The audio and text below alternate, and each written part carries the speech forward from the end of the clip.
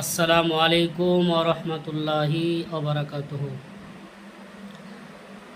আল্লাহু আকবার লা ইলাহা ইল্লাল্লাহু আল্লাহু আকবার ওয়া লিল্লাহিল হামদ। বিশ্বের সমস্ত মুসলমানকে জানাই পবিত্র ঈদুল আজহার মুবারকবাদ ও শুভেচ্ছা। বিশ্বের যেখানে আছেন আল্লাহর কাছে দোয়া করি আল্লাহ যেন আপনাদের সকলকেই সুস্থভাবে ঈদুল আজহা পালিত করার তৌফিক দান করুক।